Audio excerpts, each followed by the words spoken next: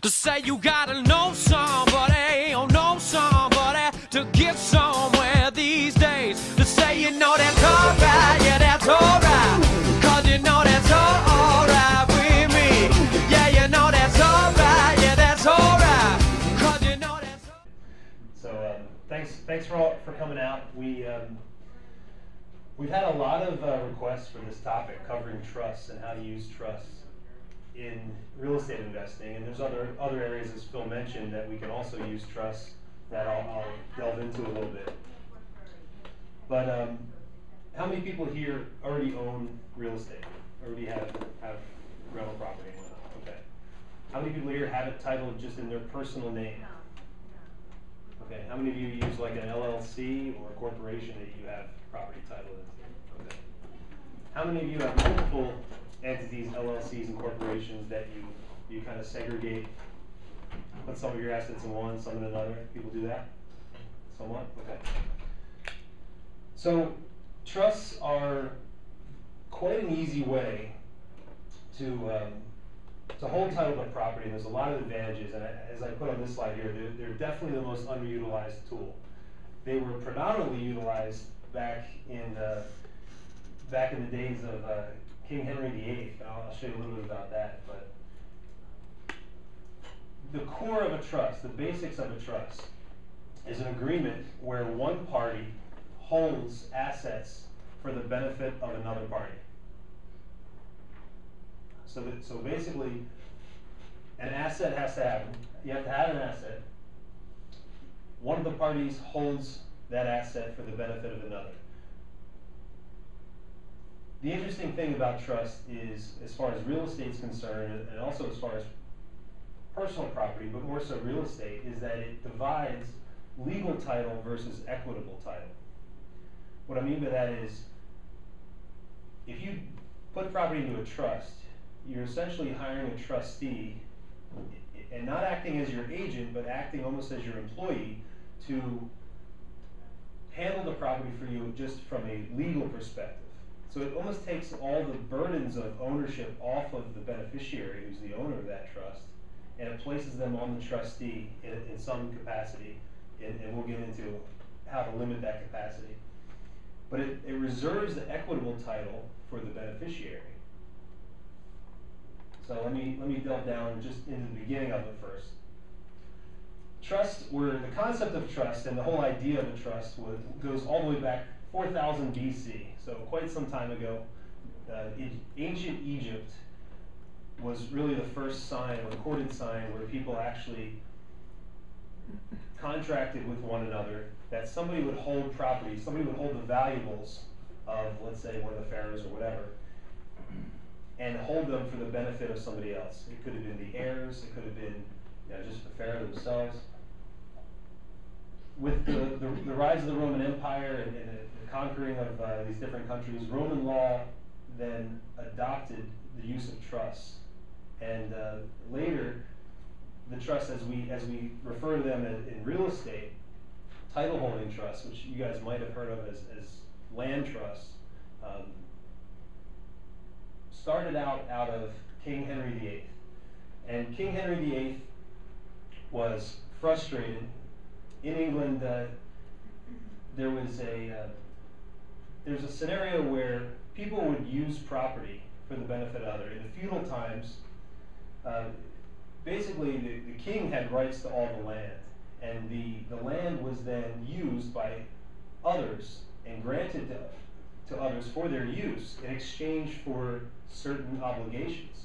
So those could be military obligations, those could be obligations to produce crop, they could be, but they only had the rights to certain things that were given to them by higher-ups. And later those uses then got subleased, essentially, subused.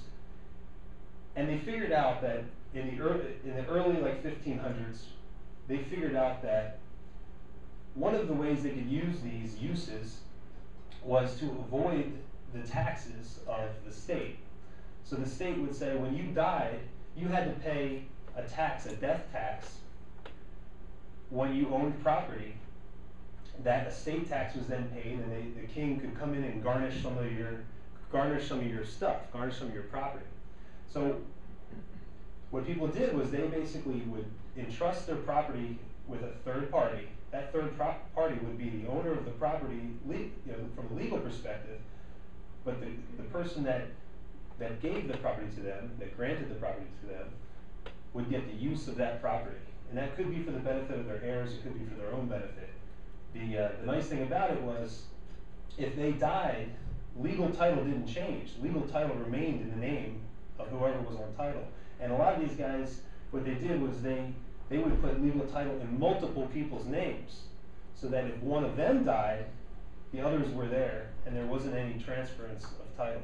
So very interesting. King Henry VIII was frustrated by this because basically in the early 1500s, all land was put into these uses, and they were basically avoiding income for the state. So the king couldn't get any income, so he wanted to ban the use of this property in the way that I mentioned. So he came up with laws that eventually became adopted in 1536 called the Statute of Uses. And the Statute of Uses dictated that the beneficiary, the owner, the person that granted these uses was the owner, and upon their death, taxes had to be paid. So they basically totally wiped out this concept of uses. And there was a big revolt because of it. So what happened was, trusts were then formed to replace these uses. And basically there's another loophole where they got around the whole idea of uses and used these trusts. And much to King Henry VIII's dislike and protest, the trusts were upheld by the courts. So the trusts, way back from 1536 forward, trusts have been upheld. There's case law all the way back to that date, which became English common law. Now, English common law, as we know it now, was adopted by the United States by the Constitution, which basically our U.S. Constitution, as loosely as it's revered today, unfortunately, but part of the U.S. Constitution said that the law of the land here would be English common law. So that's really the precedence for what brings these trusts into the United States and the laws by which we follow. So the case law in the legal system, the case law is huge. That's all of the cases and all of the outcomes of the court's decisions, all the way back, dictate what decisions are made now. I will note that I'm not an attorney, so I have to give the disclaimers that any advice that I'm giving here is not legal advice. This is merely my research and my findings to the best of my ability, and I'm going to share with you. I've been using trusts probably for about 11 years. I think I've only purchased property in my personal name twice. Only 2 properties ever have I owned in my personal name, and none of which are my primary residence. So trusts are a very interesting subject in the sense that they really aren't just one thing. They're a contract. So that contract could have any number of clauses in it. And you'll often hear people refer to a trust as by different names. And those names are basically just a classification. They're titles that people give to a trust to be able to communicate what they do.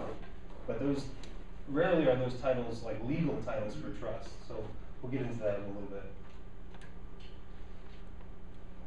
I think the first thing that's important to understand is the benefits. So I think the point of you guys being here is to understand why you want to use these things and what's the benefit here.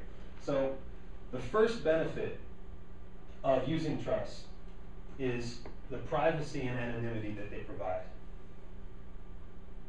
When you use a trust, the trustee is the title record holder. The beneficiaries, or essentially the owners of that trust, are never on public record. It's never recorded in any document in the courthouse. It's a private contract. It's a private document between the parties of that contract. So for that benefit alone, the anonymity and privacy, I don't know about you, but I'm not really a big fan of you know, the whole Donald Trump phenomenon of having your name on the side of a building and having multiple buildings with your name on the side of them. You know, that's a particular stance that some people take, that they want to put image out there. But I think that my perspective is that I kind of would like to fly unnoticed and not really have my net worth out there for anybody to Google and search, and for anybody to drive by buildings and see my name on them. I'm not a big fan of that. So that's from a privacy perspective.